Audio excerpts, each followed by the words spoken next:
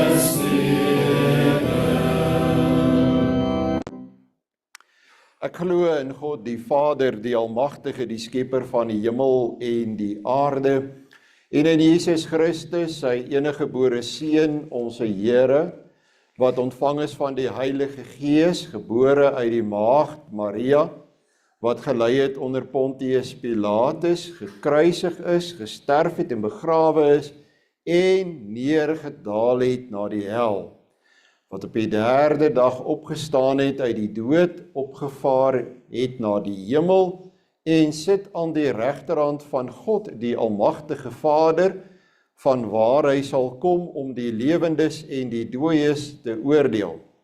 Ek glo in die Heilige Gees, ek glo aan 'n heilige algemene Christelike kerk, die gemeenskap van die heiliges, die vergewing van sondes, die opstanding van die liggaam en 'n ewige lewe.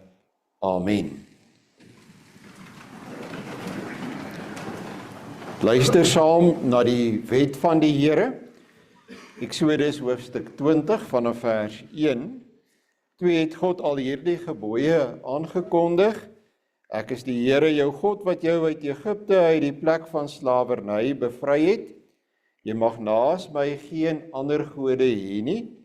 Jy mag nie vir jou 'n beeld of enige afbeelding maak van wat in die hemel daarbo of op die aarde hieronder of in die water onder die aarde is nie.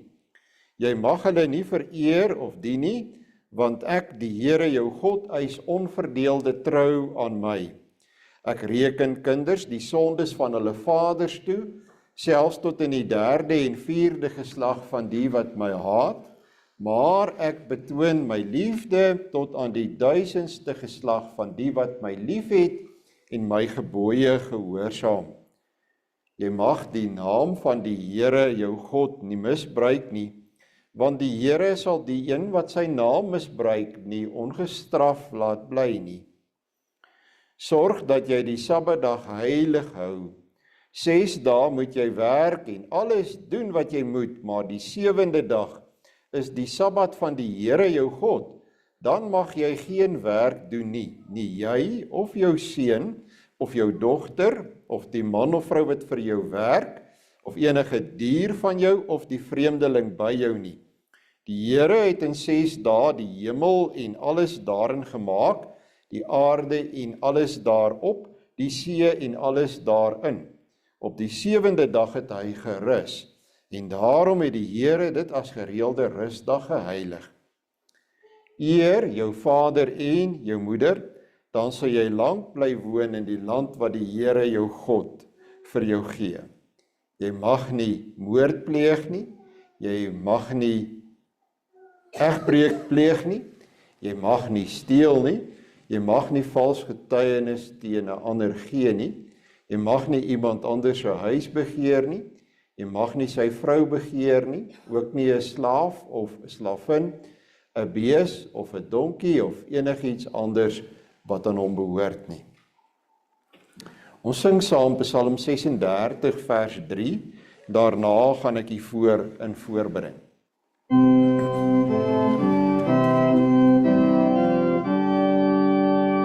Van al wat leef is die bron, van alle lig die ewige son, wat afstraal in ons oor.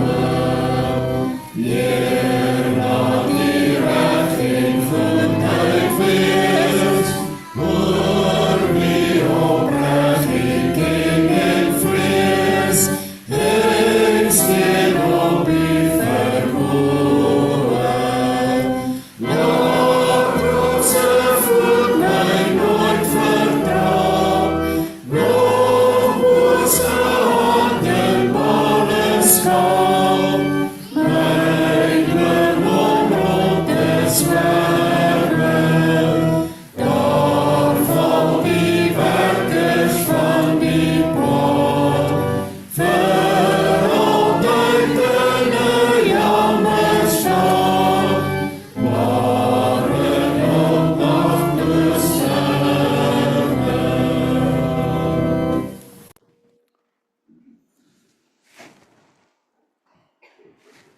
Hemelse Vader, almagtige en barmhartige God, ons nader vandag met harte vol diepe ontzag en dankbaarheid.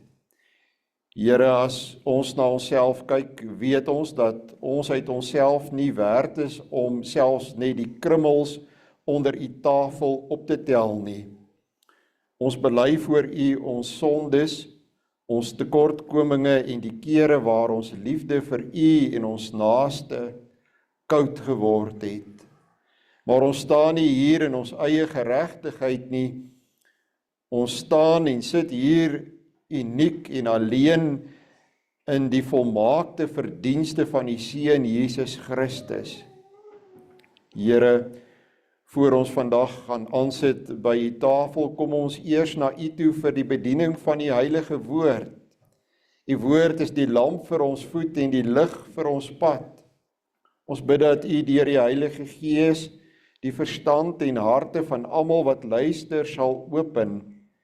Skenk u diensknegt met wat die woord verkondig, die vrymoedigheid, wysheid en die regte woorde om die evangelie suiwer en kragtig te bring.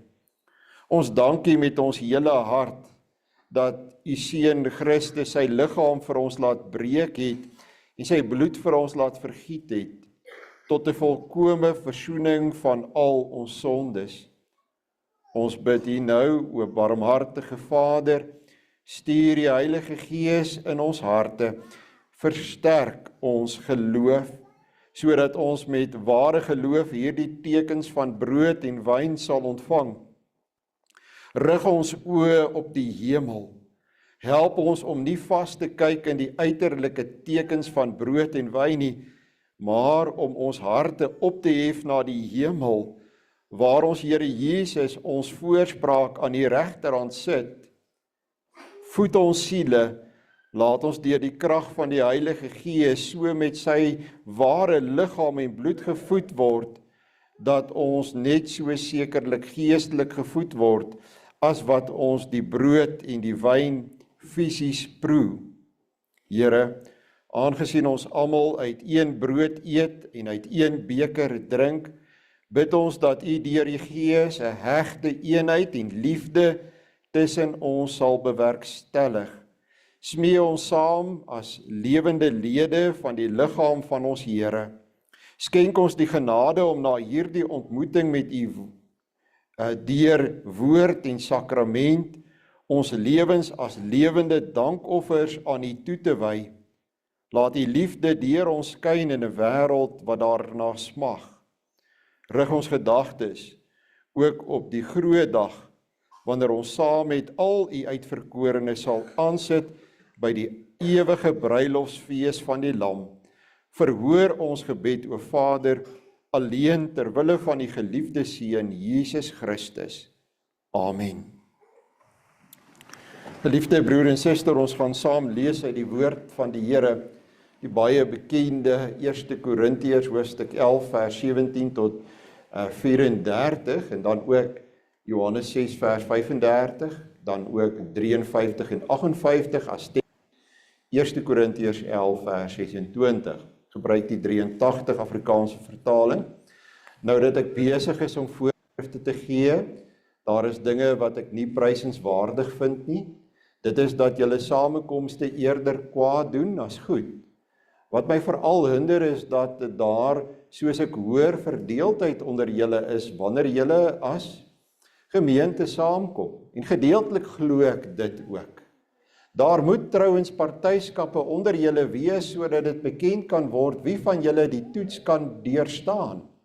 As julle dan as gemeente saamkom, is dit nie meer die nagmaal van die Here wat julle vier, want by die gemeenskaplike maaltyd eet elkeen gou sy eie eetgoed, met die gevolg dat party honger bly en party te veel drink.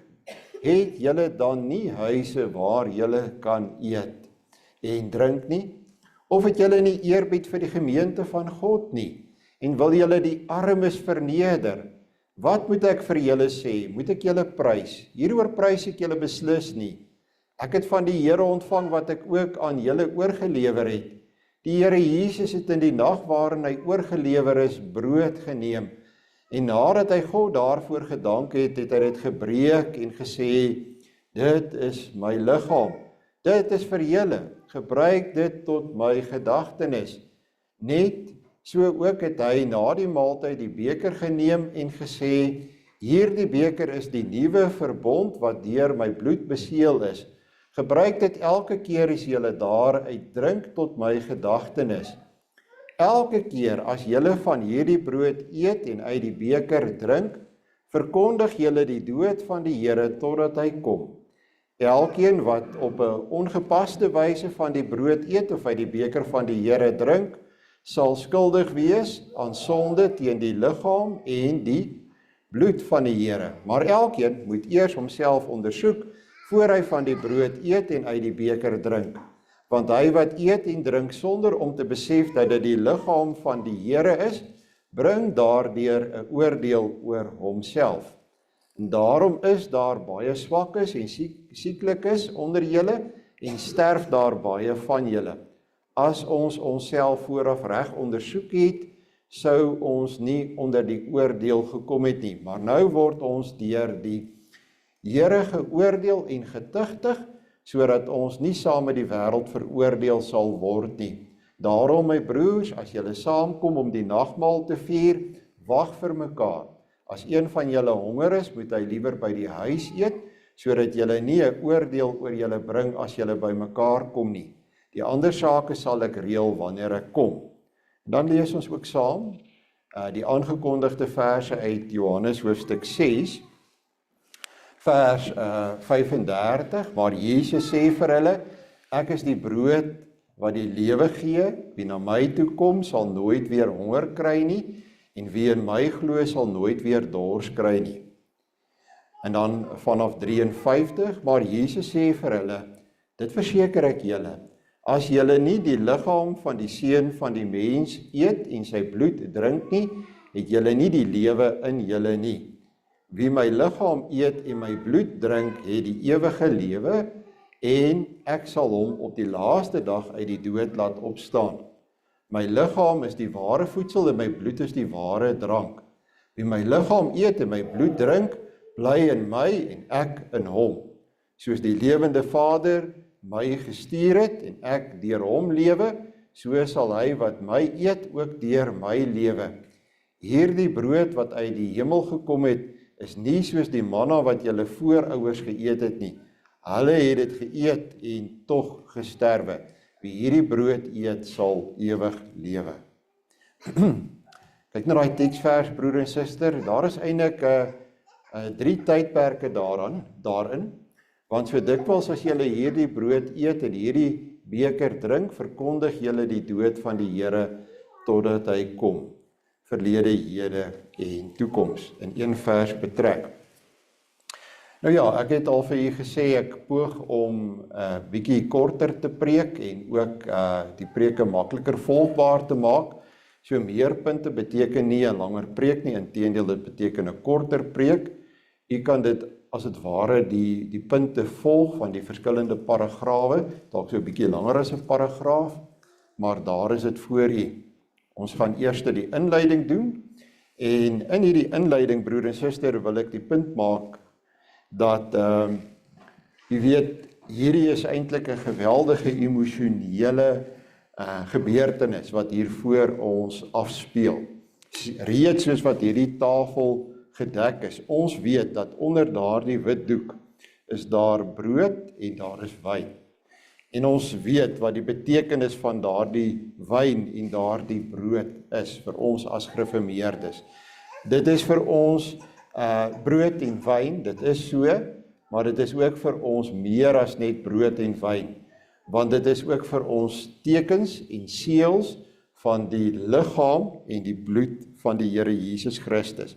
So ja, dit maak 'n mens emosioneel, en hierdie geleentheid, hierdie 4 geleenthede per jaar, het vir ons baie groot betekenis, en dit raak 'n mens baie diep. Jy moet dus, broer en suster, ook weet, ja, ek kan nie alles van dit wat hier gebeur beskryf nie, en ek kan dit nie in mense woorde sê nie, want dit is 'n geheimenis. Daar gebeur ook dinge in 'n mens se hart, en jy beleef dinge in jou hart, wat die werk van die Heilige Gees is, wanneer ons deel het aan die brood en die wyn, en hoe gaan ek ooit die woorde van die mens kan gebruik om dit alles te beskryf? Dit is immers die God van die heelal, die grootste wese in die ganse kosmos, wat kom om in 'n ete met ons te gaan, om 'n maaltyd saam met ons te geniet. En dit is vir 'n mens oorweldigend as jy so daaraan dink. Die Heilige Gees gebruik die sakrament en die 2 dele van die sakrament, die brood en die wyn, sê ons as gereformeerde gelowiges, of net as gelowiges moet ek eerder sê, gebruik ons dit as genademiddele. Met ander woorde, dis 'n wyse waarop God sy genade aan ons duidelik maak. Hy sê vir ons, wat beteken dit dat ons begenadig is? Hierdie is dus instrument van die Heilige Gees, want dis wat 'n genademiddel is. Die Heilige Gees gebruik die nagmaal, gebruik die brood en die wyn op 'n sekere manier in ons lewe. Nou, hoe gebruik hy dit? Baie eenvoudig.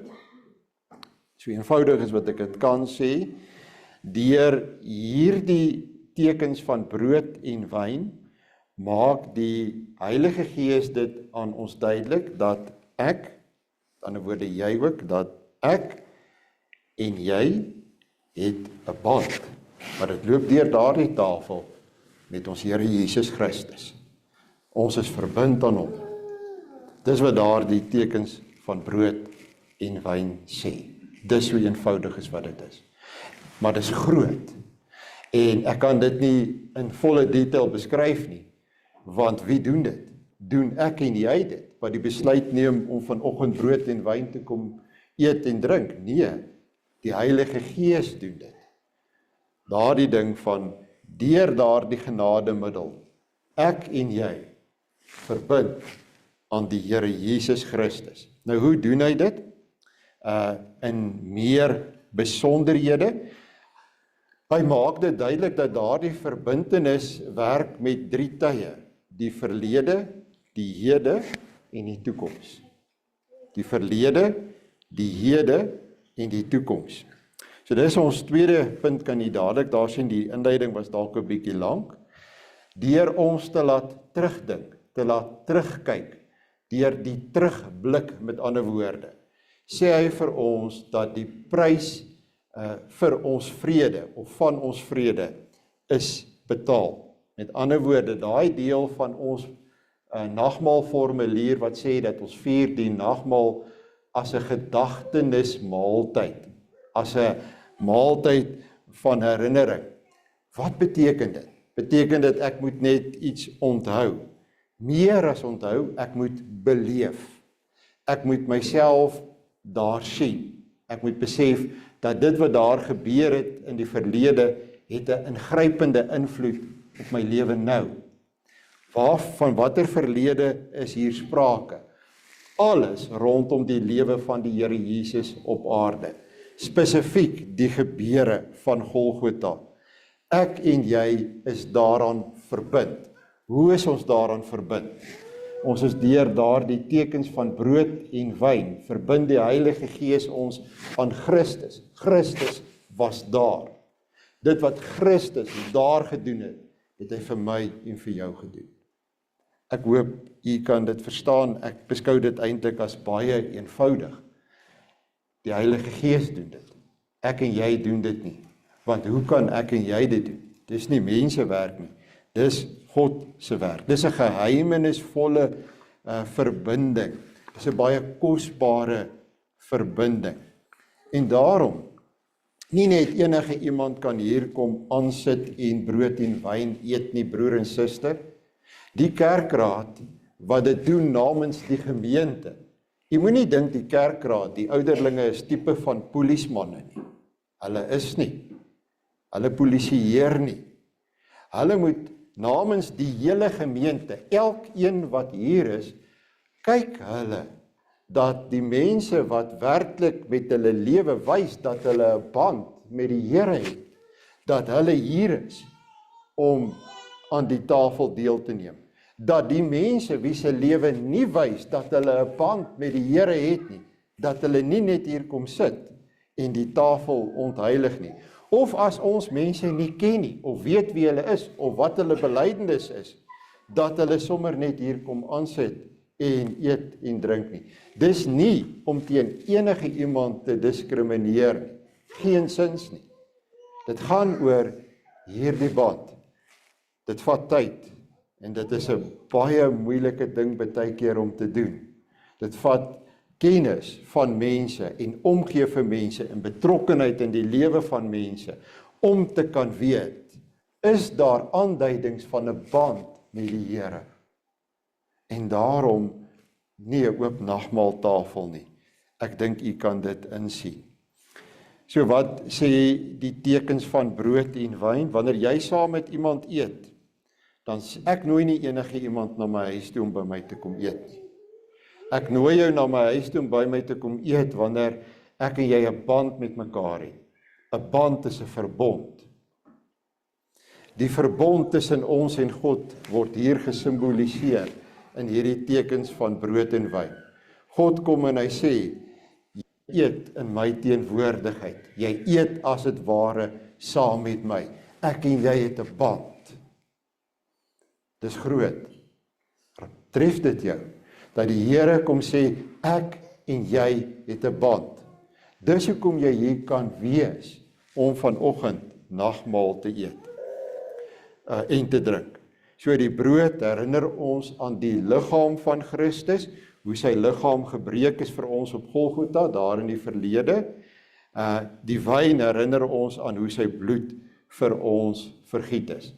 Jy kom nie na die nagmaal toe omdat jy goed genoeg is nie, omdat jy grand genoeg is nie, omdat jy perfek genoeg is nie, of omdat jy genoeg gedoen het nie. Jy kom na die tafel toe, oor die band wat jy het met die Here Jesus. Dis die werk van die Heilige Gees. So broer en suster, dit gaan daaroor, dat daar is 'n offer vir ons gebring op Golgotha, wat die band moontlik maak. Goed, en dan in die derde plek, die teenwoordigheid, die teenwoordigheid of die hede. Die Here is hier. Die Here is self die gasheer van die tafel. En omdat hy self die gasheer van die tafel is, moet die ouderlinge baie seker maak, dat die mense wat hier kom, is mense wat 'n band met hom het. As hulle dit nie doen nie, broer en suster, wat dink jy gaan die gasheer van die tafel vir hulle sê? Hy gaan tog eendag vir hulle vra, hoekom het julle nie julle werk gedoen nie? Hoekom het julle toegelaat dat mense wat nie 'n band met my het nie, hier aan die tafel kom sit?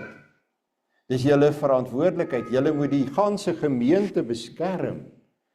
En daarom doen die ouderlinge van die gemeente hulle werk. As jy hier kom sit, en jy het 'n band met die Here, dan eet jy nie net brood, en jy drink nie net wyn nie, maar dit is werklik vir jou die brood van die lewe, en sekerlik kan 'n mens ook maar sê, die wyn van die lewe. Soos wat jou liggaam fisiese kos nodig het. Ek maak nogal 'n punt daarvan, dat ek voordat ek kerk toe kom, iets eet. Want ek is bang, as ek nie iets geëet het nie, gaan ek nie die diens deur kan sien nie. Hoekom eet ek? Want ek weet my liggaam het fisiese voedsel nodig. Jou siel het fisiese voeding nodig vandag. Jou siel het fisiese voeding met elke geleentheid wat daar is nodig. Dit was altyd so in die vroeë kerk, dat die nagmaal elke Sondag bedien is. Dit het later gebeur dat dit elke 3 maande geword het. Maar die gedagte is eintlik die een van soos fisiese voeding, moet daar geestelike voeding wees op 'n baie gereelde basis. Jy moet elke dag eet. Hierdie het ek al baie vir u gesê, daai tafel wat hier voor ons gedek is nie 'n begrafnismaaltyd wat ons terugdink aan ons held wat oorlede is nie. Dit is 'n feesmaal in die teenwoordigheid van 'n lewende koning wat opgevaar het na die hemel toe. U sal die afgelope donderdag aand onthou. Ons leef dis nie net van herinneringe nie. As die bedelaar na my toe kom en hy vra vir my brood en iets om te drink, dan sê jy tog nie vir hom, hoor jy, vat 'n oomblik, sê jy vir die bedelaar, vat 'n oomblik, onthou jy 'n heerlike Kersete. En kan jy sien hoe staan daai man en hy dink, sê het jy daai oomblik, en jy sê vir hom, jy's gevoed, gaan in vrede. Dis hoe baie mense dink aan die nagmaal, as 'n herinneringsmaaltyd van deur ver in die verlede. Ek moet net die herinnering in my kop kry. God werk nie so nie. Hy sê ek gaan vir jou wys. Ek gaan dit vir jou demonstreer. Ek gaan dit vir jou gee. Ek gaan die voeding nou vir jou gee. Hier is dit. So dit is nie wat bedoel word met dat dit is vir ons herinneringsmaaltyd nie. Dis 'n feesmaal nou vandag in die teenwoordigheid van die lewende koning. So kom neem daaraan deel as jy mag, broer en suster. Gebruik dit om uiteindelik in jou geloof versterk te word. So as ons dan hier kom sit, broer en suster, is die groot geheim eintlik tot 'n mate die Heilige Gees en die werking van die Heilige Gees. En dis ook reg so, want ons het altyd God nodig vir hierdie verhouding met hom en die instandhouding van die verhouding met hom. En moenie die fout maak om te dink dat hierdie voeding hou vandag op nie. Hierdie voeding is elke Sondag hier. Dis hier in woorde. Dis hier in die bediening van die woord en in die preek. Daarom moet jy Sondag kerk toe kom. Hierdie is nie toordery nie. Dis nie toordery nie, ons is nie Rooms-Katolieke nie. Hierdie is nie die een of ander spesiale brood nie, of die een of ander spesiale wyn nie. Dit gaan nie verander nie, dit gaan nie iets anders te word nie. Dit bly brood en wyn, dis die boodskap van die evangelie, van wat hierdie band met die Here moontlik maak. Dis wat hier afgebeeld word, maar dis elke Sondag hier in woorde. En daarom wil ek vir u ook sê, daarom is daar 'n preek voor nagmaal. En daar is 'n formulier wat 'n klein preekie is, waaroor nagmaal alles gaan. En wat sê God? Hy kom en hy sê doeteenvoudig vir jou, moet nooit van hierdie band vergeet nie, ook nie môre as al die moeilikheid losbars nie. Ek het jou lief, ek is jou God, en dit gaan nooit verander nie. Dit maak nie saak of jy by 'n oop graf gaan staan nie, dit maak nie saak of daar vir jou 'n siekbed wag nie, dit maak nie saak of jy moet hof toe gaan nie, dit maak nie saak of daar vir jou oneindige teleurstellings wag nie. Onthou hierdie een ding, ek is lief vir jou. My liefde vir jou gaan nie verander nie. Ek is jou God. Sien dit, beleef dit, hoor dit. Dis hier. Dis eg. En dan in die 4de plek, broer en suster, gemeenskap in een liggaam. En 'n mens kan tot 'n groot mate sê, dit is ook in die huidige, ook in die hede, ook in die teenwoordigheid. Paulus waarsku die Korintiërs, hy sê dat julle vier die nagmaal op die verkeerde manier, julle mis heeltemal die punt. Jy weet, is hier 'n troon? Is hier nie 'n stoel hier met 'n hoër rugleuning nie? Ek sou gedink het ek moet dalk 'n stoel kry met 'n hoë rugleuning. So jy dalk nie ook so gedink het nie. Nee, broer en suster, al hierdie stoele lyk presies dieselfde. Sien jy dit? Hier is nie 'n troon nie. Die tafel maak ons gelyk. Ons is almal eenders. Selfde stukkie brood, selfde beker, selfde wyn. Die tafel maak ons gelyk. En dis waar die fout met die Korintiërs gekom het. In hulle tyd, in hulle hede, het hulle 'n onderskeid gemaak tussen mense. Die rykes het die armes verneder. Die belangrikes het hulle self belangrik gehou. Hulle was nie nederig nie. Hulle het nie verstaan dat rondom hierdie tafel is dit gelykheid voor een Here met wie ons die verbintenis het nie. Daar is net een troon. Hy is nie hier nie. Daai troon is die groot wit troon van die groot koning en met ons Here Jesus aan die regterhand. Daarom moet ons as 'n gemeente daarna strewe dat daar een gemeenskap moet wees tussen ons. En dit doen jy. Dis nie net hier sigbaar afgebeeld nie. Ons moet dit gaan doen met ons hande, met ons voete, met ons monde, deur mekaar te dien, deur na mekaar toe te gaan, deur na mekaar uit te reik, deur nie 'n onderskeid te maak nie. Daar word nie 'n onderskeid in hierdie gemeente gemaak nie, tussen niemand nie.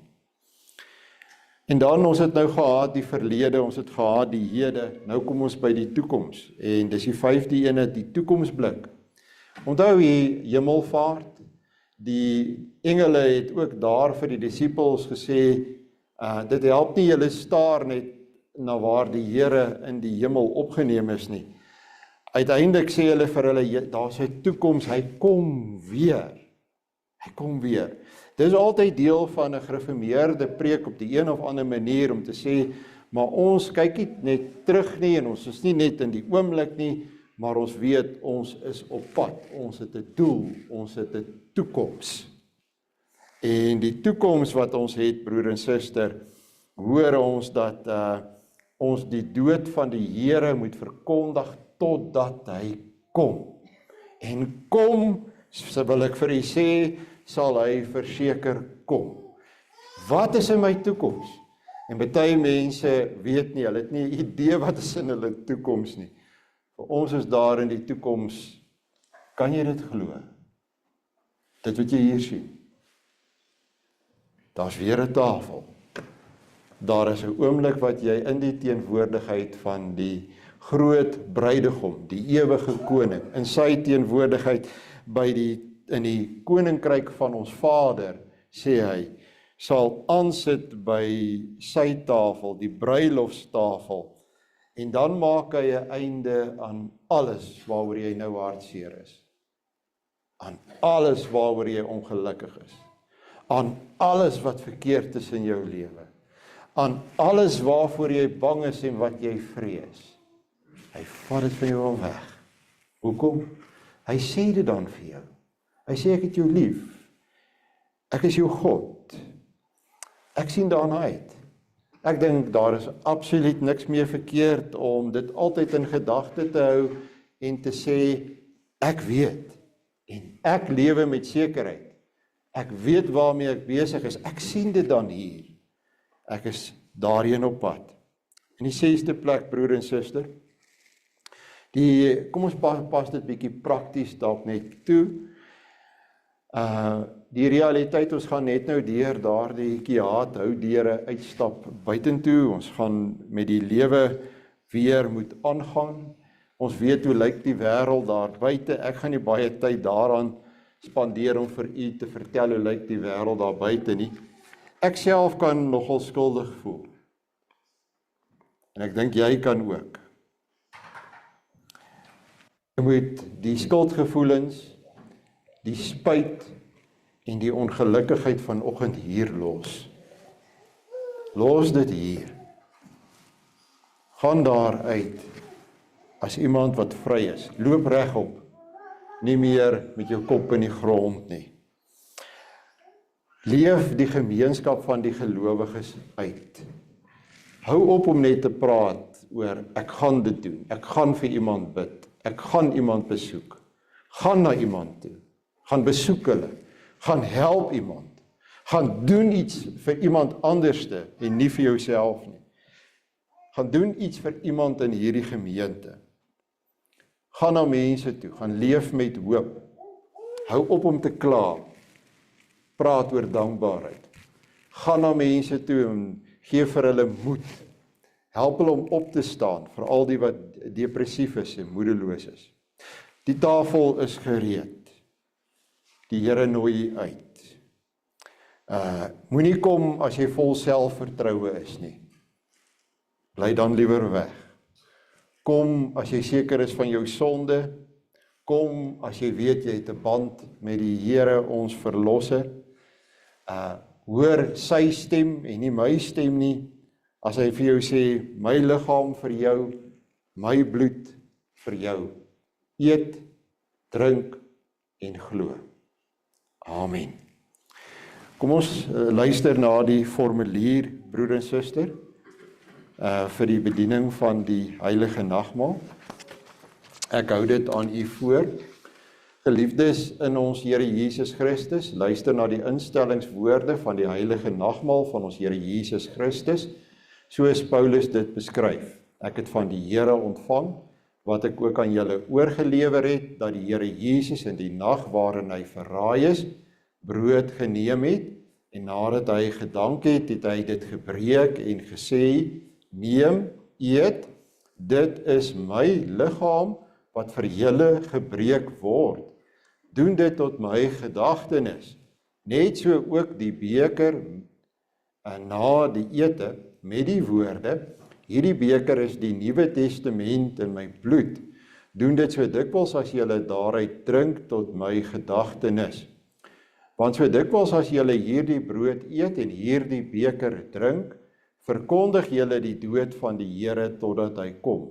Wie dan op onwaardige wyse hierdie brood eet of die beker van die Here drink, sal skuldig wees aan die liggaam en die bloed van die Here. Maar die mens moet homself beproef en so van die brood eet en uit die beker drink. Om die nagmaal reg en troostryk te vier, is dit nodig om onsself vooraf reg te ondersoek en dit tot sy gedagtenis te gebruik. Die ware selfondersoek bevat hierdie 3 hoofpunte. Ons moet nadink oor ons sonde en vervloeking en ons met diepe berou hieroor voor God verootmoedig. Ons moet die vaste belofte van God glo dat al ons sondes alleen op grond van die soenverdienste van Christus vergewe is, en dat sy volkome geregtigheid ons toegereken en geskenk is. Ons moet die opregte begeerte hê om met ons hele lewe dank aan God te bewys, opreg voor hom te wandel en in ware liefde en eensgesind met ons naaste te lewe. Wie so gesind is, wil God in genade aanneem en in die seëninge van die nagmaal laat deel. Maar hulle wat hardnekkig en sonder berou God se gebod oortree, eet en drink 'n oordeel oor hulle self. En daarom verkondig ons aan alle afgodsdienaars, towenaars en waarsêers en die wat aan hulle glo, godslasteraars en skeurmakers in kerk en staat, mynediges en ongehoorsaames, moordenaars en twissoekers, egbreekers, hoereerders, diewe, dronkaards, diewe, rowers, dobbelaars en gierigaards, om nie na die nagmaal van die Here te kom nie, want niemand wat liefdeloos en aanstootlik lewe, het deel aan die ryk van Christus nie, en tog kom ons nie na die nagmaal, omdat ons onsself sondeloos en volmaak ag nie. Inteendeel, ons kom juis omdat ons ons lewe buite onsself in Christus soek. En daarmee erken ons dat ons van nature deur die sonde dood is. Ons het inderdaad nog baie gebreke. Gebrek aan geloof, aan ywer in God se diens, aan liefde tot God en ons naaste. Ons het egter deur die genade van die Heilige Gees van harte berou oor ons sondes en begeer opreg om volgens al die gebooie van God te lewe. En daarom kan ons seker wees dat God ons ook in genade aanneem en waardig maak om deel te hê aan die hemelse spys en drank. Die Here leer ons die doel van die nagmaal wanneer hy sê, doen dit tot my gedagtenis. Om dit te doen, moet ons opreg glo dat hy deur die Vader na hierdie wêreld gestuur is, dat hy ware mens geword het en as sondelose lam die toorn van God gedurende sy hele lewe op aarde vir ons gedra het. Hy het met volmaakte gehoorsaamheid God se wet vir ons vervul. Hy het ons smaad gedra sodat ons nooit weer tot skande sou word nie. Hy is onskuldig ter dood veroordeel sodat ons voor die gerig van God vrygespreek kan word. Hy is aan die kruis gespyker om die skuldbrief van ons sondes vas te naal. So het hy ons vervloeking op hom geneem om ons met sy seën te vul. Hy het helse pyn en smart en bange God verlatenheid gelei toe hy uitgeroep het, my God, waarom het u my verlaat? Sodat ons nooit deur God verlaat sou word nie. Eindelik het hy met sy dood en bloedstorting die ewige genadeverbond bekragtig met die woorde, dit is volbring. Wanneer ons so aan hom dink, word die tekens van brood en wyn telkens weer 'n versekering dat hy hom in ons plek oorgegee het en dat hy ons so seker met sy liggaam en bloed voed as wat ons die brood en wyn eet en drink. So wil die lewende Christus deur sy Gees ons van sy liefde verseker en ons tot die vaste wete bring dat ons ook tot hierdie genadeverbond behoort. En elke maal as ons nagmaal vier, verkondig ons sy dood totdat hy kom. En daarom laat die fees van die nagmaal ons ook met groot verlange uitsien na die bruilofsmaal van die Lam. So leer die nagmaal ons om die enige kruisoffer van ons Here Jesus Christus as die enigste grondslag van ons saligheid in die geloof te omhels. Daar is sy liggaam gebreek en sy bloed vergiet tot 'n volkome versoening van al ons sondes, en het hy vir ons die ware voedsel en drank van die ewige lewe geword. Deur sy dood het hy vir ons die lewendmakende Gees verwerf, wat ons aan Christus in ware gemeenskap verbind en in al sy rykdomme laat deel. Dieselfde Gees bind ons ook as lede van een liggaam in ware liefde saam. Omdat ons almal aan die een brood deel het, is ons almal een liggaam. En daarom moet ons almal wat deur die geloof in Christus ingelyf is hierdie eenheid in liefde met woord en daad teenoor mekaar bewys. Mag God deur sy Gees ons daartoe help. Amen. Geliefde broer en suster, ons gaan nou saam bid. Kan aanblaai my lief. Dis 'n formuliergebed.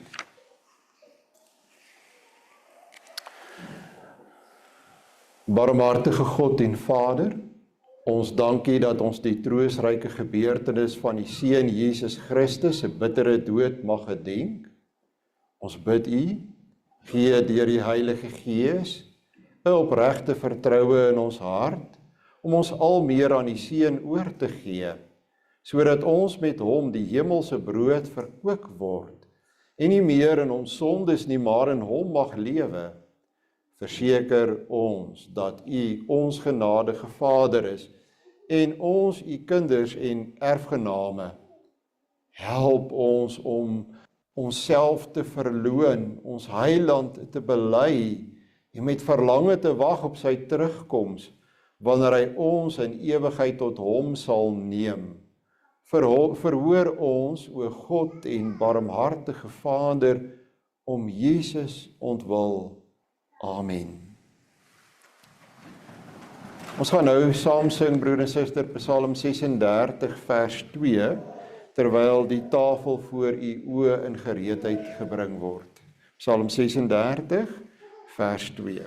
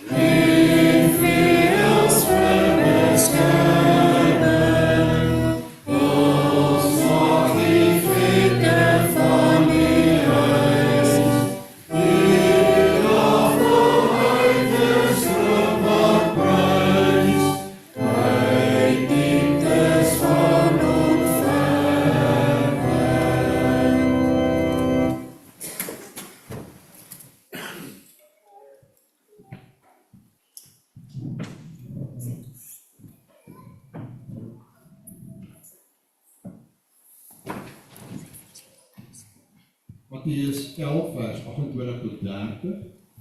Kom na my toe, almal wat uitgeput en oorlaai is, en ek sal julle rus gee. Neem my juk op julle en leer van my, want ek is sagmoedig en nederig van hart, en julle sal rus kry vir julle gemoed.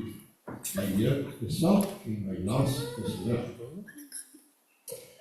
Verhef u harte tot Jesus Christus, ons voorspraak aan die regterhand van die hemelse Vader, en wees verseker dat die Heilige Gees en net so seker met Jesus se liggaam en bloed versterk, as wat u die tekens van brood en wyn in sy gedagtenis ontvang.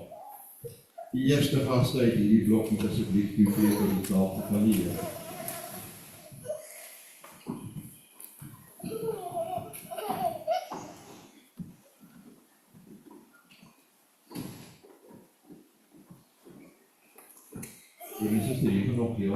Wees.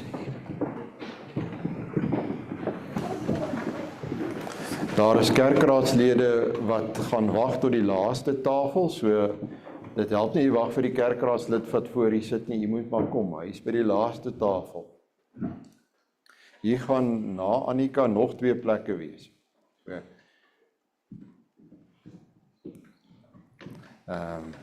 Is daar miskien nog iemand wat alleen is, wat kan kom? Daar is hy gesien, baie dankie.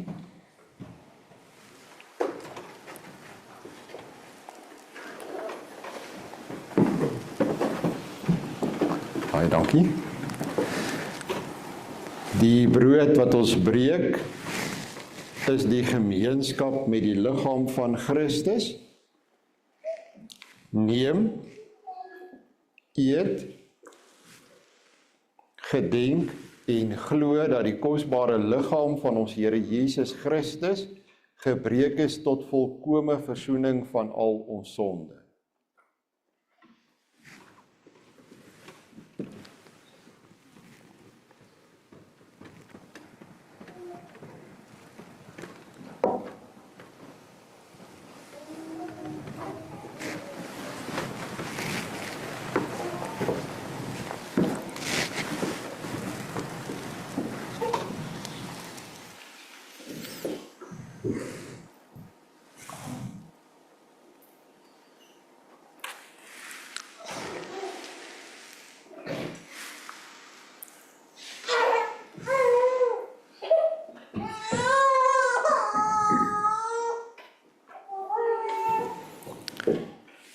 Die beker van danksegging wat ons met danksegging seën, is die gemeenskap met die bloed van Christus. Neem,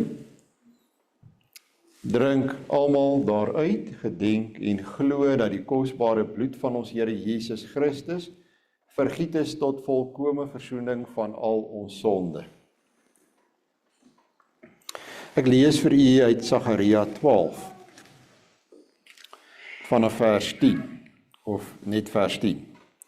Maar oor die huis van Dawid en oor die inwoners van Jerusalem sal ek uitgiet die gees van genade en smekinge, en hulle sal opsien na my vir wie hulle deurboor het, en hulle sal oor hom rou klaag, soos 'n mens rou klaag oor 'n enigste seun, en bitterlik oor hom ween, soos 'n mens bitterlik ween oor 'n eersgebore kind.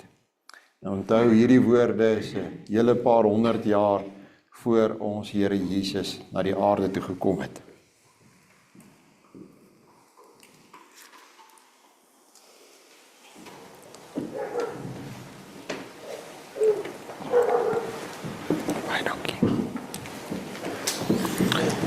Kan die boekies oopmaak, broer en suster, by Psalm 118, ons gaan sing verse 7 tot 14.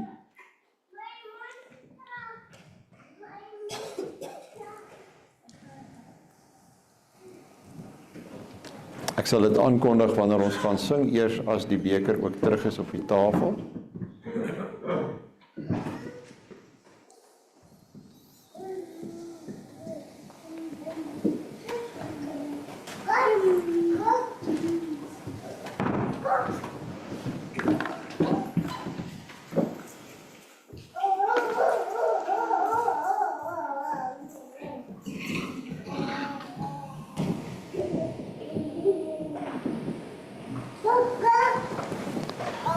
Baie dankie, Avri.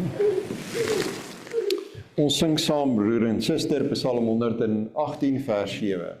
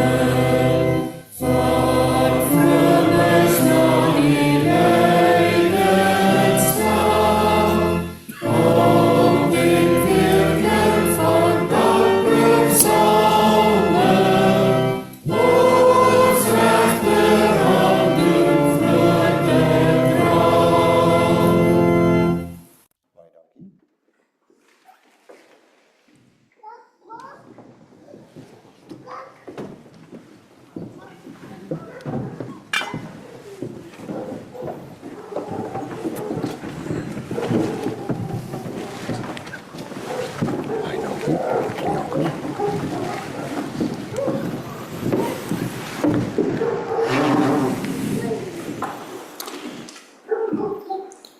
en suster, die eerste gaste uit hierdie blok kan toetree tot die tafel van ons Here. Miskien kan ons net vir Gerrie en Soos ook 'n kans gee, dat hulle net verbykom.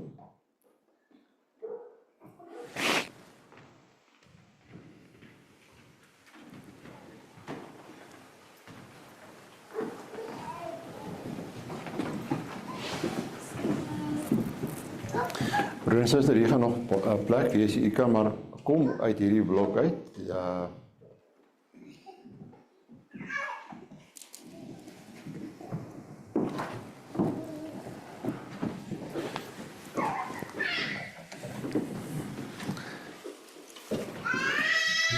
Hier is nog 3 plekke.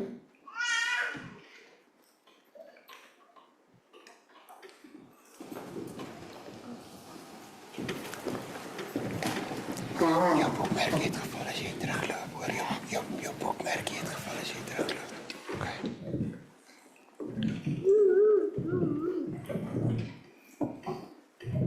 Hallo julle. Die brood wat ons breek is die gemeenskap met die liggaam van Christus. Neem, eet, gedenk en glo dat die kosbare liggaam van ons Here Jesus Christus gebreek is tot volkome versoening van al ons sondes.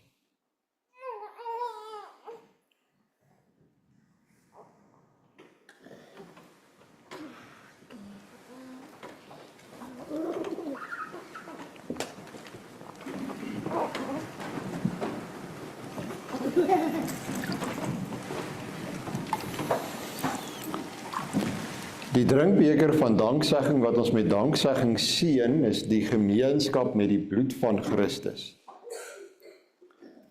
Neem, drink almal daaruit, gedenk en glo dat die kosbare bloed van ons Here Jesus Christus vergiet is tot volkome versoening van al ons sonde.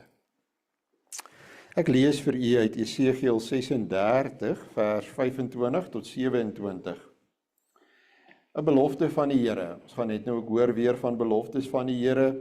Dan sal ek skoon water op julle giet, sodat julle rein kan word. Van al julle onreinhede en van al julle drekgode sal ek julle reinig. En ek sal julle 'n nuwe hart gee en 'n nuwe gees in julle binneste gee. En ek sal die hart van klip uit julle vlees wegneem en julle 'n hart van vlees gee. En ek sal my gees in julle binneste gee, en ek sal maak dat julle in my insettinge wandel en my verordeninge onderhou en doen.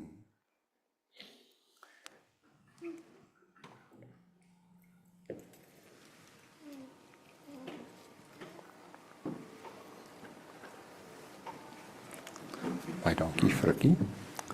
Aan tafel Psalm 118, die 8ste vers.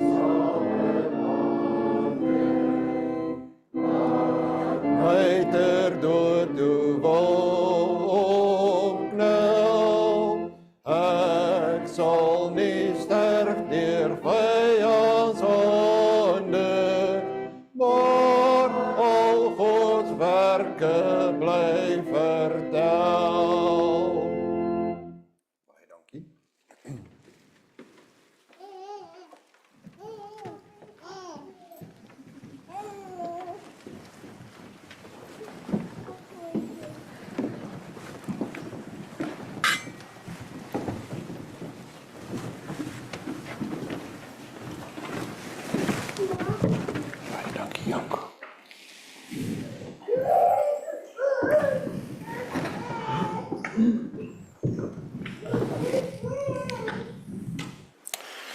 Die laaste gaste uit hierdie blok, asseblief as u kan naderkom. Gee hulle net gou kans dat hulle tot hier voorkom en dan die eerste gaste uit hierdie blok, maak gereed, u kan ook kom asseblief. Victor sal die laaste een wees uit hierdie blok uit. U kan gerus nader staan.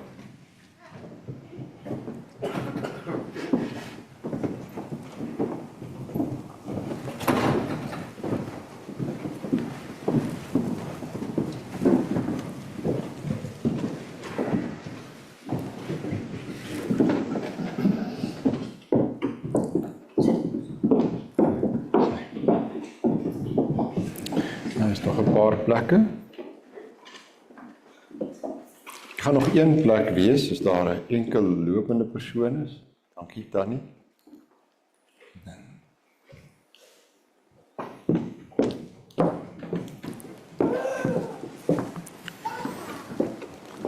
Baie dankie.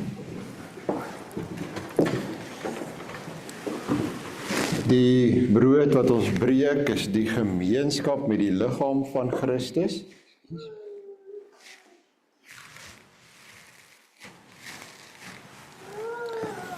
Neem, eet, gedenk en glo dat die kosbare liggaam van ons Here Jesus Christus gebreek is tot volkome versoening van al ons sonde.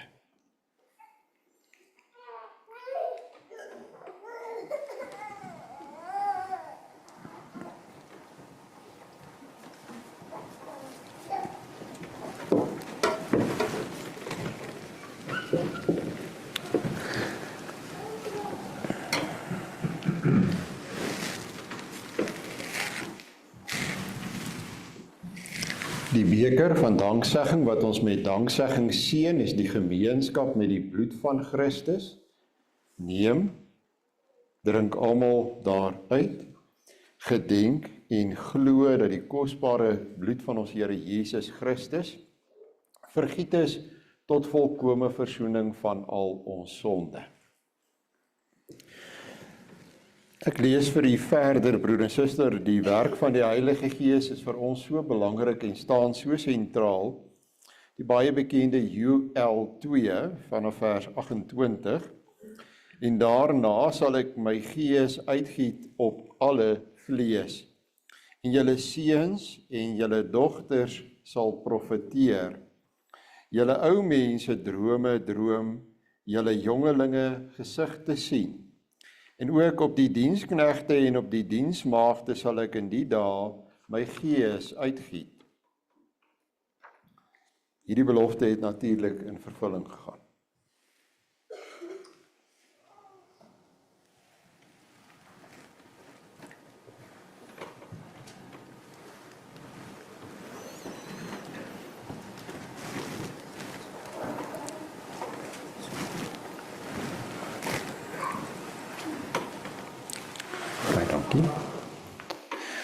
Ons sing aan tafel Psalm 118 vers 9.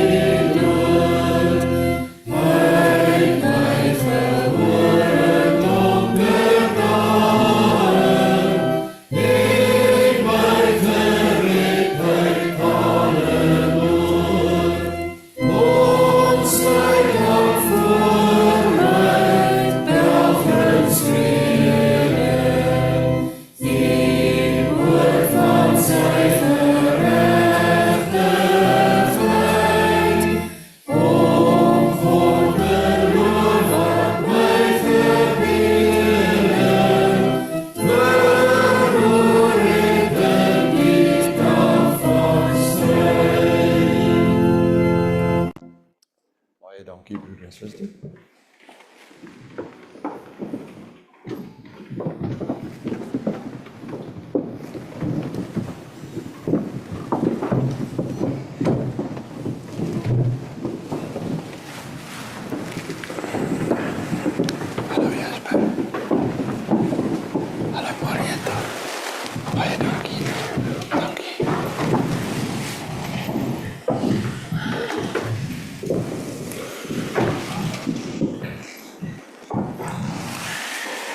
Die volgende gaste kan toetree tot die tafel van ons Here. Ek sal geleentheid gee vir die moederskamer. Hulle moenie bekommerd wees nie.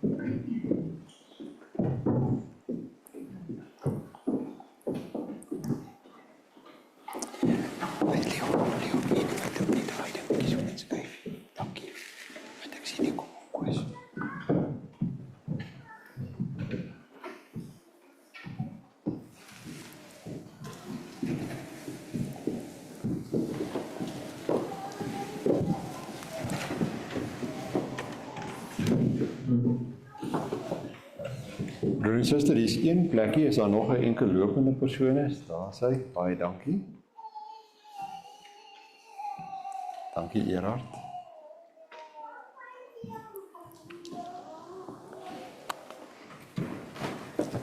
Dankie. Die brood wat ons breek is die gemeenskap met die liggaam van Christus. Neem, eet, gedenk en glo dat die kosbare liggaam van ons Here Jesus Christus gebreek is tot volkome versoening van al ons sondes.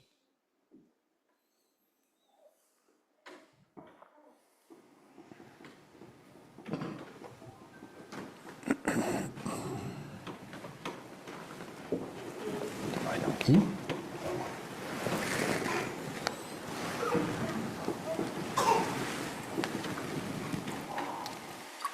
Die drinkbeker van danksegging wat ons met danksegging seën is die gemeenskap met die bloed van Christus.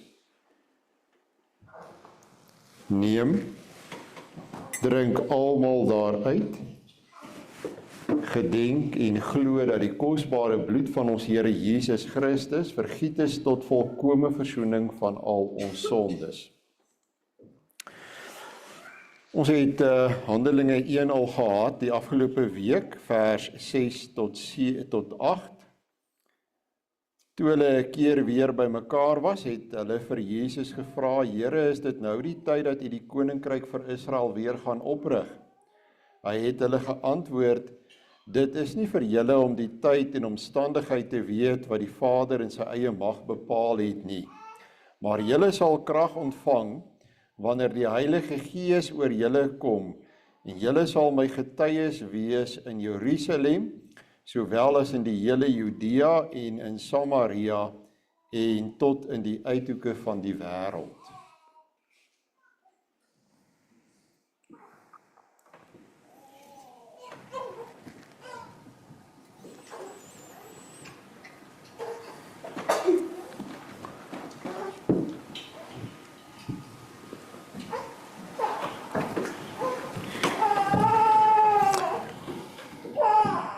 Vers 10.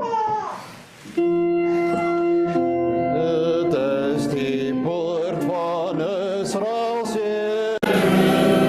Wat voor sy huis was bestaan.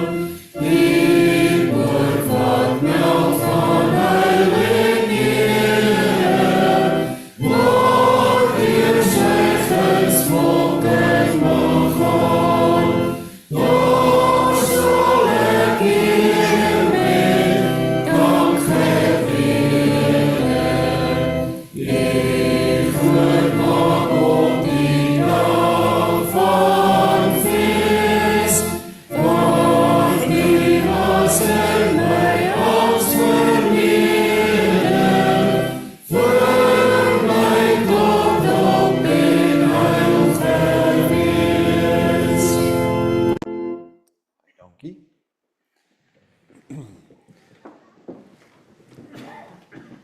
Terwyl hierdie gaste uitbeweeg, ons is by die laaste tafel, so ek wil geleentheid gee vir die moeders en mense in die moederskamer, dat hulle so lank kom, en dat die kerkraadslede by die laaste tafel ook asseblief sal kom.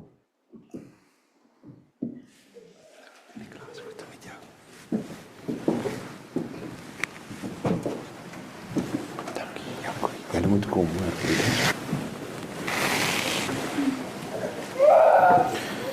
ek herhaal maar net, die moeders en die vaders daar in die moederskamer, die ouers, en as ook die kerkraadslede, en as daar enige iemand anders is wat nog moet nagmaal gebruik vanoggend, dat u ook sal kom, asseblief.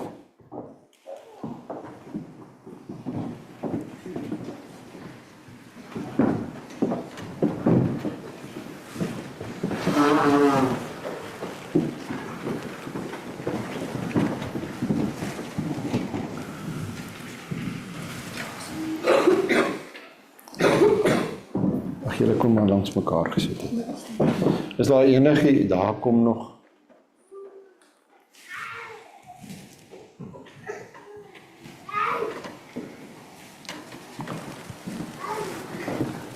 Broer en suster, ek maak net seker dat dit wel almal is.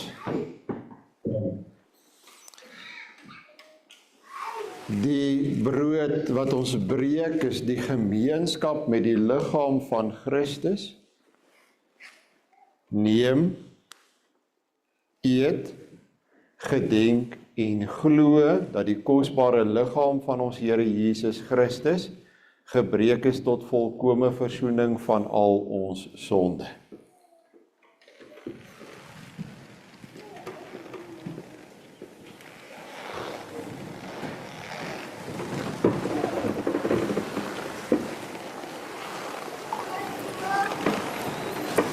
Die drinkbeker van danksegging wat ons met danksegging seën is die gemeenskap met die bloed van Christus.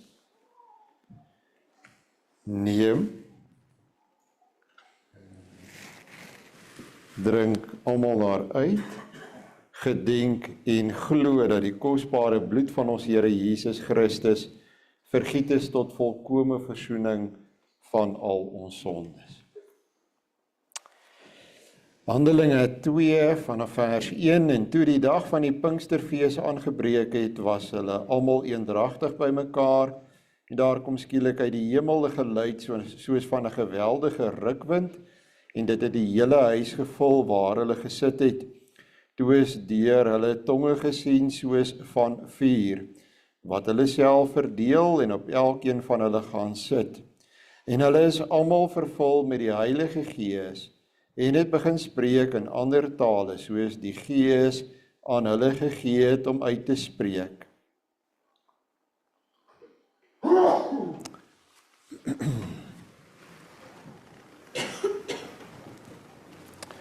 Ons sluit af, broer en suster, met vers 11. Is en waar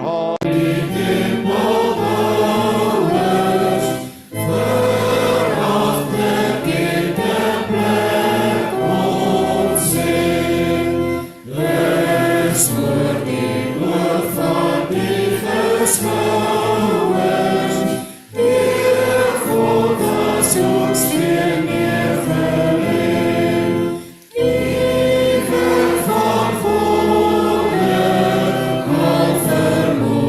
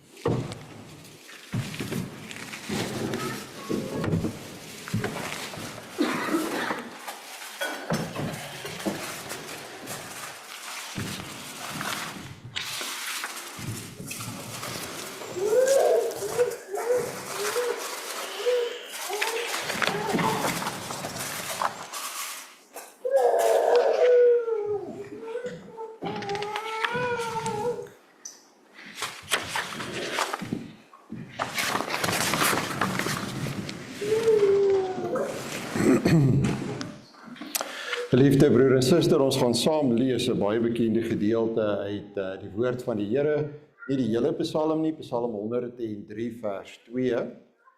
En nou doen ek 'n beroep op julle broers. Ek dink julle moet net kyk, hierdie is ons moet eers die Ou Testament lees, net so 'n bietjie aanblaai, dis Romeine 12, sover as my kennis strek, daar's hy, baie dankie. Psalm 103, vers 1 tot 13.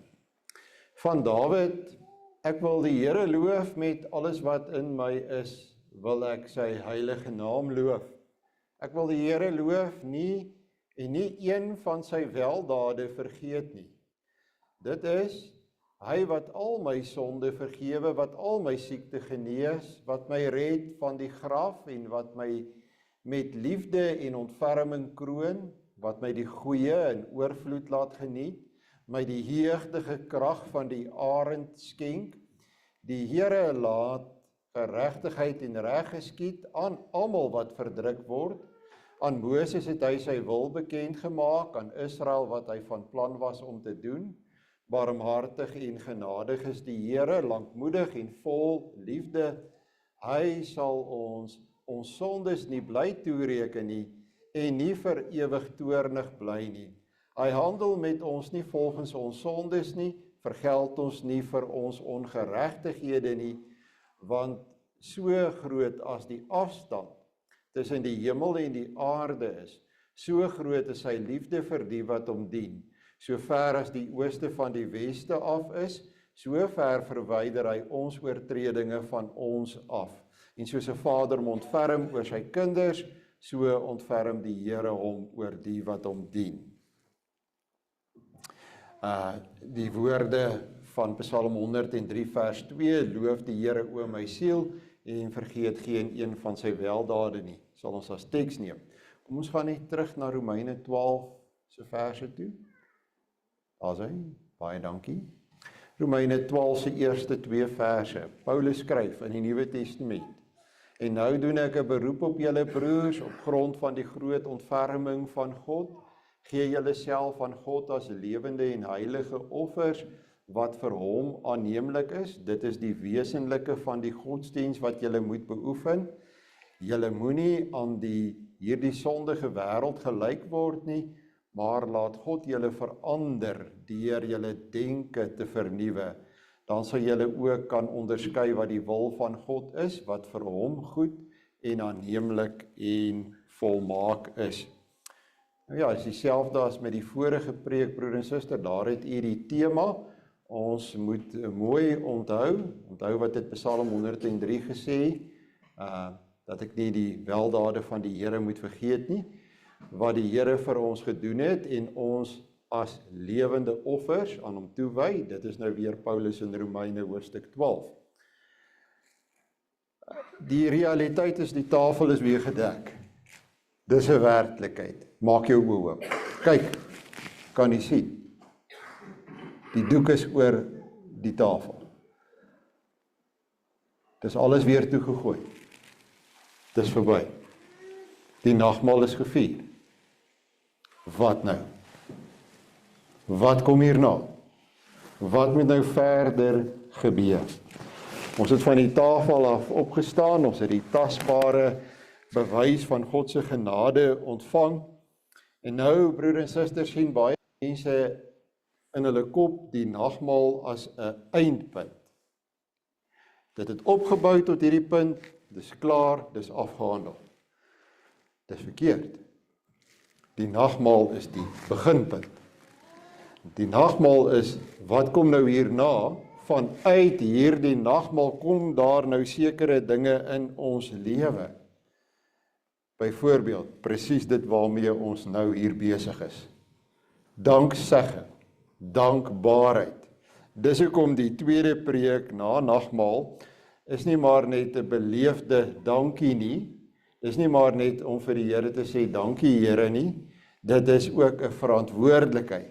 Ek moet dit ook doen onder leiding van die Heilige Gees. Dis 'n verpligting waarby ek moet uitkom.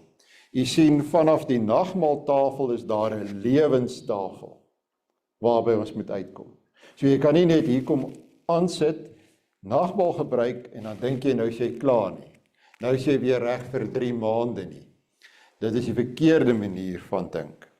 So ons moet mooi onthou wat die Here vir ons gedoen het en ons as lewende offers aan hom toewy. En mense nou dink, jy weet, as dit gaan oor geheue, dan werk jy seker maar met jou brein, nee. Jy werk met jou hoof. Maar ons hart is eintlik die plek van die geheue. Dit wat ek beleef het, dit wat ek gevoel het, dit steek by my onherroepelik vas. Dink byvoorbeeld aan 'n erge trauma. En ek weet, wetenskaplik is ek nie nou nie. En dis nie waaroor dit gaan nie, maar dit wat met my gebeur het, dit wat ek beleef het, dit wat ek deurgegaan het, daai emosie. En ons sal sê die setel daarvan, let 'n bietjie op Dr. van Jaarsveld se mooi artikeltjies in die Saadkorrel. Dit lê hier in my hart. Daar is 'n geheue in my hart. Ek hoop is by jou so. Dawid sê, loof die Here o my siel en vergeet geen een van sy weldade nie. Dawid sê, ek het bepaalde dinge beleef saam met die Here op my lewenspad. Daai dinge wat ek saam met die Here beleef het op my lewenspad is in my hart. Ek sal dit nie vergeet nie. Dawid spreek tot homself eintlik, nee. Hy sê, loof die Here o my siel, maar dis ook die Heilige Gees wat Dawid aanspreek, soos wat die Heilige Gees my en jou nou hier aanspreek. En vir ons sê, loof die Here, wie ook al jy is, en vergeet geen een van sy weldade nie. Want kyk, my brein laat my baie keer in die steek. Maak nie saak hoe goed hy is, of hoe sleg hy is nie. My geheue gaan agteruit, vra maar vir die ouer mense hier. Ek kan nie meer onthou nie, sê hulle. Die wat nie eers so oud is nie, sê dit ook. Ek kan nie eers onthou waar het ek die sleutels gesit nie. Ek soek 'n halfuur lank na die sleutels. Maar die geheue van my hart is baie vas. Ek onthou die diep sondige modder waar hy die Here my al uitgehaal het. Ek is die afgelope tyd weer daardeur. Hoe dat ek moes stry teen my eie sonde en nog steeds daarmee besig is. En daar is beter dae en daar is slegter dae. So ja, nagmaal het ons gehoor is ook 'n oefening in onthou. Nie net in onthou van Golgotha nie, maar ook onthou wat die Here vir my persoonlik gedoen het. Wat die Here tans besig is om vir my te doen, nie daarvoor blind te wees nie. Nie net raak te sien wat ek nie gekry het nie, wat ek nie ontvang het nie, wat ek graag wou gehad het nie. Wat is al die weldade van die Here, Dawid? Waarvan praat jy, Dawid? Hy sê dit in Psalm 103. Hy sê, wat al jou ongeregtighede vergewe. Kyk, dis nou alles wat jy aangevang het. Al die gemors wat jy veroorsaak het. Al die ellende wat jy gebring het deur jou mond. En dis alles. Loof die Here wat al jou ongeregtighede vergewe het, wat jou krankheid genees het. Het jy die afgelope tyd gesond geword nadat jy siek was? Maar al was dit griep, moet dit nie vanselfsprekend aanvaar nie. Het jou krankhede genees. Ek praat nie eens van groot en ernstige en dodelike dinge nie. Hy verlos jou lewe van die verderf, van die hel en van die mag van die duiwel. Moenie twyfel daaroor nie. Die kleinste sonde wat jy gedoen het en wat ek gedoen het, verdien die hel. En wat het God gedoen? Hy het ons daarvan verlos. Hy het al ons ongeregtighede vergewe. Dawid het dit nou net gesê. So broer en suster, het jy iets om oor dankbaar te wees? Ja broer en suster, ek dink ons het baie om oor dankbaar te wees. Ons lewe van die Here se goedheid en ons is terdee daarvan bewus. Ons erken dit. Ons sê dit hier vir mekaar vanoggend. Ek is iemand wat lewe van sy genade en ek gaan dit nie as vanselfsprekend aanvaar nie. Kyk, jy kan van die tafel af opstaan en mense kan in die week vir jou vra, wat het by julle gebeur? Daar was so baie karre by julle kerk. Dan kan jy sê, ons het nagmaal gehad. Weet daai tipe van, so wat? Ons het nagmaal gehad, soos altyd, soos elke 3 maande. Moenie laat dit met jou gebeur nie. Jy kan eerder sê, dit was vir my 'n wonderlike nagmaal. Ek het opnuut besef wat my verbintenis met die Here is. Ek het opnuut besef waarvoor ek die Here alles moet dankbaar wees. Kom ek vertel jou hoe dat die Here in my lewe werk. Jy weet, ons moet baie besop vir môre. Ek praat van môreoggend, maandagoggend. Maandagoggend kan alles van vandag van jou al wegvat. Kyk, maandagoggend bars die bomme weer by die kantoor. Maandagoggend is dit business as usual, soos hulle sê. Dan is dit nog dieselfde stryd, dieselfde goed wat jy weer moet hanteer, daar's dalk nuwe goed wat bykom, en jy vergeet heeltemal van vandag, en jy vergeet van hierdie tafel. Moenie dat dit van jou af weggevat word, deur maandagoggend en dinsdag en woensdag, en die dae daarna. Die wêreld is nog steeds dieselfde. Die wêreld gaan nie verander nie, maar jy het verander. Jy het verander, want jy het hier die nagmaal van die Here gevier. En daarom kom Paulus in die 3de plek, en ons is al amper halfpad deur die preek, so ek hoop jy luister fyn, dat Paulus kom by die punt dat hy sê, weet jy wat daardie verandering in jou is? Hy sê dit uitdruklik, hy sê, jy het nou 'n lewende offer geword. Jy behoort jou eintlik dadelik te tref, en jy behoort vir jouself te sê, maar dis 'n interessante uitdrukking wat hy hier gebruik, 'n lewende offer, want wat ek weet van offers, en julle kinders sal dit weet, is offers is 'n dier is gevat en 'n dier is doodgemaak. So 'n offer was altyd, iemand is doodgemaak. En nou kom Paulus en hy praat van 'n lewende offer. So, wat het hier gebeur? Wat het gebeur tussen die dooie offers van die Ou Testament en die lewende offer van die Nuwe Testament in Romeine 12? Aha, daar's 'n kruis op Golgotha.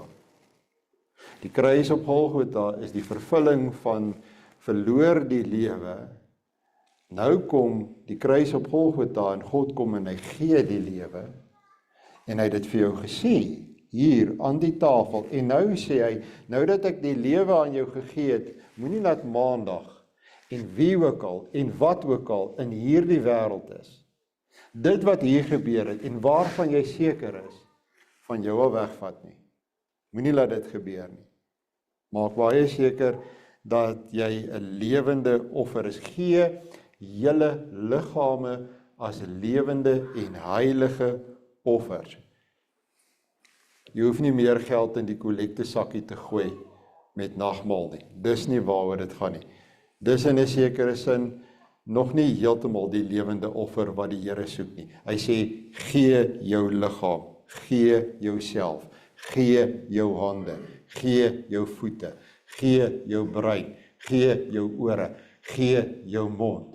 Raak jy diensbaar aan my. En nou wil ek vir jou vra, broer en suster, is jy bereid? Hoor jy wat die Here hier vir jou sê? Dinge het daar buite nie verander nie. Dinge het hier binne verander. Dinge het binne my en jou verander. In die 4de plek, het ek dit eintlik klaar gesê. Ek kon maar eintlik nommer 4 gelos het. Dit beteken, moenie gelykvormig word aan die wêreld nie, skryf Paulus. Hy sê, as jy jouself as 'n lewende, heilige, dankbare offer aan die Here gee, dan, as jy nou teruggaan daar in die wêreld in, nou mens moet dit maar seker sê, moenie jy gaan wees soos wat die wêreld is nie. Moenie jy gaan word soos jy was voordat jy nagmaal gebruik het nie. Jy moet nou verander. Moenie weer gelykvormig word aan die wêreld, die oomblik as jy by daardie kerkdeure uitstap nie. Jy het 'n ander patroon waar volgens jy leef. Kom ek verduidelik dit. Soms dra 'n vrou 'n baie besonderse parfuum. En jy ruik dit dadelik. En as dit 'n parfuum is wat sy graag dra, en selfs al was sy net in die vertrek en sy het uitgegaan en jy kom in daardie vertrek en jy weet nie sy was daar nie, dan sê hy, was so en so hier. Want jy herken daardie parfuum, jy herken daardie reuk. Jy dra baie spesifieke parfuum reuk nou, as dit ware, in aanhalingstekens. Jy dra die geur van Jesus Christus. En daardie geur moet jy in hierdie wêreld uitdra en hierdie wêreld gaan versprei. Dis die geur van die lewe. Dis nie die geur van die dood nie. Alles wat die dood is, alles wat die donker is nie meer deel van ons lewe nie en wil ons nie deel van ons lewe hê nie. Vat daardie reuk van die lewe die wêreld in. As jy te doen, jy gaan môre te doen kry met jou vyande. Ek weet, verseker, ek gaan môre te doen kry met vyande. Maar ek onthou, ek was 'n vyand van die groot almagtige God. En hy het my lief gekry toe ek sy vyand was. So ek gaan bietjie mooier werk met my vyande. Ek gaan steeds my vyande hanteer, maar ek gaan mooier werk met hulle. Ek het nog steeds besittings, maar daardie besittings beskou ek as leen goed aan my.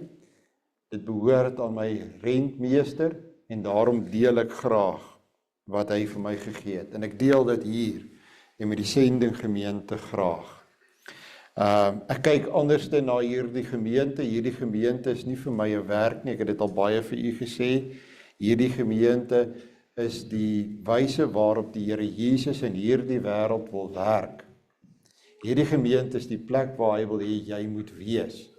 Hierdie is die gemeente waar hy wil hê jy moet jou hande, jou voete, jou mond, jou brein, jou ore, jou alles, wat jy het, wat jy is, moet gebruik om in hierdie wêreld 'n verskil te maak.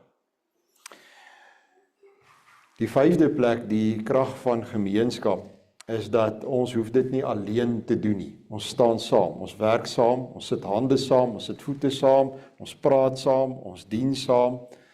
Onthou jy toe ons net nou gepraat het oor, ja, hier's nog nie 'n stoel met 'n hoër rugleuning nie. Ons is absoluut gelyk. Ons is absoluut eeners voor die Here. Hier's geen rangorde nie. Hier's niemand wat kan sê dis die predikant se werk nie. U durf dit nie sê nie. Ek het 'n roeping, ja, maar jy is ook 'n profeet, en jy is ook 'n priester, en jy is ook 'n koning. En ek beroep my op die belydenisskrifte van hierdie gemeente. Dis nie net my werk, dis nie net die ouderlinge se werk nie, dis nie net die diakens se werk nie. Daarom, as jy regtig nagmaal gevier het, kom ons dien mekaar. As jy kyk na die kerkraad sien om na die mense van hierdie gemeente. Die diakens deel uit, gee kos, die susters help hulle daarmee. En ek sê weer eens vir hulle baie dankie. Die ouderlinge van hierdie gemeente hou toesig, hulle soek, hulle keer, hulle stop. Partykeer praat hulle, vermaan hulle, help hulle, eer hulle vir die werk wat hulle doen. Moenie fout soek nie, moenie oordeel nie. Kan jy daai werk doen? Weet jy hoe moeilik is daai werk? Weet jy hoe swaar is daai werk? Dink 'n bietjie daaroor. Bid vir hulle. So broer en suster, die dankbaarheid is die brandstof vir diensbaarheid. Met ander woorde, as jy regtig dankbaar is, dan begin jy dinge doen. Dan gaan soek jy plekke in hierdie gemeente en buite hierdie gemeente waar jy kan vir God 'n verskil maak. Ons is amper klaar, die getuienis. Verkondig die dood van die Here totdat hy weer kom. Ek kan nie praat nie. Ek kan nie vir mense die woord van die Here verkondig nie. Ek weet te min van die Bybel. Wel broer en suster, as daar hierdie geheue in jou hart is van die Here Jesus en wat die Here Jesus vir jou gedoen het, dan word jy 'n sendeling. Jy het vanoggend 'n sendeling geword. Het jy dit geweet? Anders moes jy nie kom nagmaal gebruik het nie. Nou kies jy maar dominee, dan moes jy vir my dit voor die tyd gesê het. Wel, hoeveel keer het jy al in jou lewe nagmaal gebruik?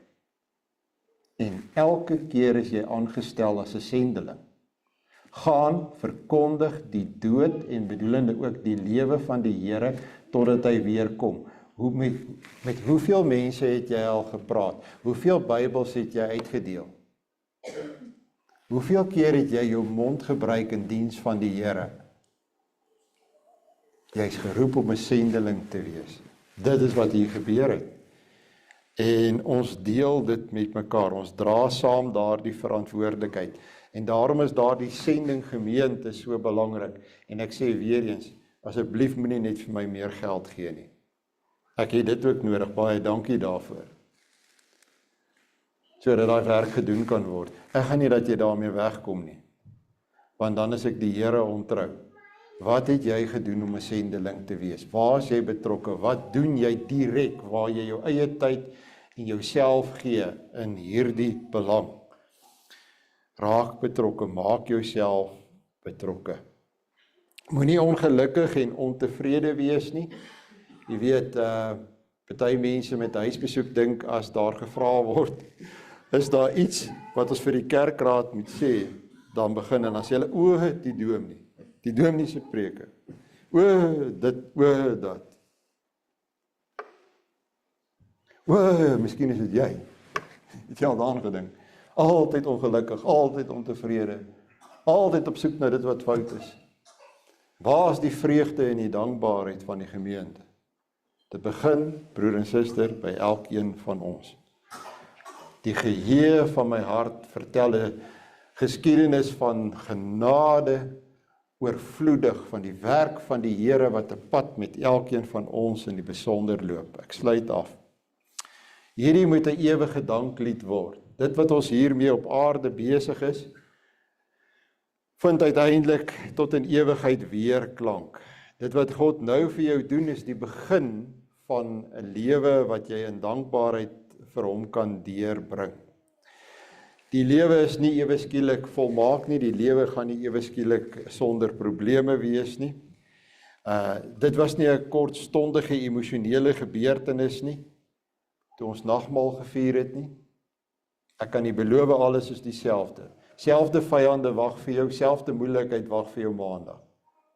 Maar jy is nie meer dieselfde nie. Loof die Here o my siel en alles wat binne in my is, sy heilige naam. Nie net in die verlede vashak nie. Gaan leef as 'n vrygekoopte mens. Dien die Here met blydskap.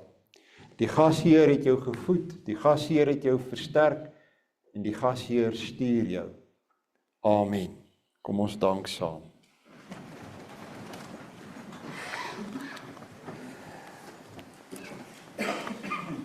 Barmhartige God en Vader, ons dank en loof U dat U die heerlike belofte van die evangelie met hierdie nagmaal in ons bekragtig. Ons dank U dat U U eniggebore seun geskenk het as die middelaar en offer vir ons sondes. Ons dank U vir die ware geloof, waardeur ons deel kry aan die offer van die seun. Ons bid U, laat deur die werking van die Heilige Gees die verkondiging van die dood van die Here ons daagliks laat groei in die geloof en in die heerlike gemeenskap met Christus om sy naam ontwil. Amen. Daar is geleentheid vir die diens van barmhartigheid.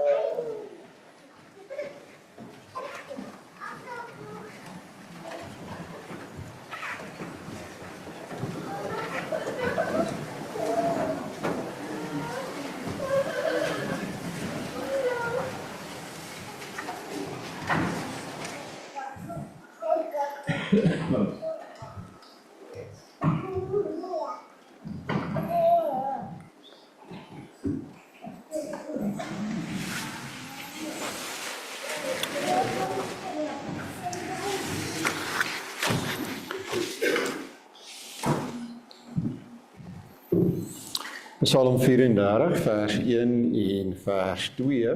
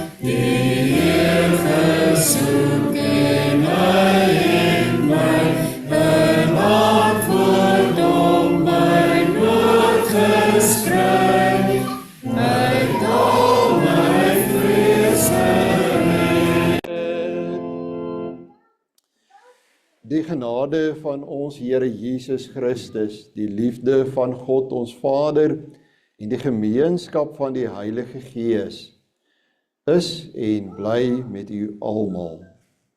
Amen.